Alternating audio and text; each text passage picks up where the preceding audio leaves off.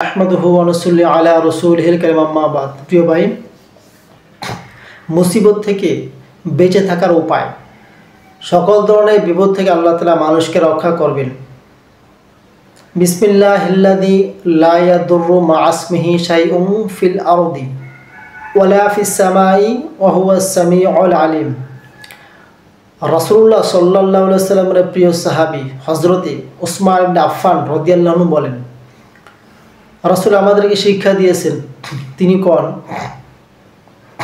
যে কেউ সন্ধ্যায় 3 বার এই দোয়াটি পড়বে সে পরবর্তী দিন সকাল পর্যন্ত, এবং সকালে যদি 3 বার পড়ে তাহলে সন্ধ্যা পর্যন্ত ওই ব্যক্তিকে সকল ধরনের মুসিবত বা বিপদ থেকে আল্লাহ তাআলা রক্ষা করবেন, বাঁচিয়ে রাখবেন।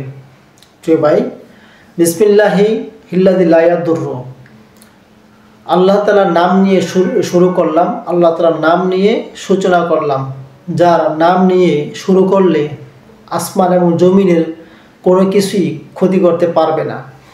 প্রিয় ভাই, শরীয়ত বা ইসলামে দোয়া দুরুদের অভাব নেই। আপনার সুযোগ মতো চুজ মতো যেটা আপনার কাছে ভালো লাগে সেটা আপনি পড়বেন। কারণ আপনি যদি দোয়া হিসাব করেন শুধু দোয়াই পড়বেন, কিন্তু দোয়া শেষ হবে না।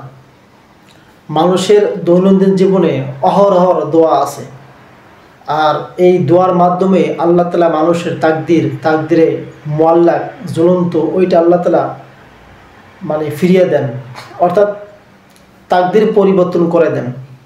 দোয়ার মাধ্যমে মানুষের অনেক কিছু চেঞ্জ হয়, অভাব অনটন দূর হয়, সন্তানাদি সুশিক্ষায় শিক্ষিত হয়। প্রিয় ভাই, দোয়ার কোনো বিকল্প নাই, কারণ হাদিসে আসে দোয়াই হলো ইবাদত, দোয়াই হলো ইবাদত। রাসূলুল্লাহ সাল্লাল্লাহু আলাইহি ওয়াসাল্লাম সর্বদা আল্লাহর কাছে দোয়া করেছেন, সাহাবায়ে কেরাম সবসময় আল্লাহর কাছে দোয়া করেছেন এবং দোয়ার মাধ্যমে তারা অনেক কিছুই পেয়েছেন। তাবিগণ, মুজতাহিদিনগণ সবাই দোয়া করেছেন। এখনও পৃথিবীর মধ্যে কত বুজুর্গ আলেম আছেন, তারা আল্লাহর কাছে দোয়া করে এবং বিভিন্ন দোয়া দুরূদ পড়েন। তারা গুনাহ করে না, তারপরও গুনাহ না করা সত্ত্বেও আল্লাহর কাছে দোয়া করেন জীবনে গুনাহ মাফ করে দেওয়ার জন্য আর জাহান্নাম থেকে বেঁচে থাকার জন্য। যাই হোক, আর আমাদের উচিত আল্লাহর কাছে বেশি বেশি দোয়া করা এবং দোয়া দুরূদের মাধ্যমে আমাদের জীবন পরিচালনা করা।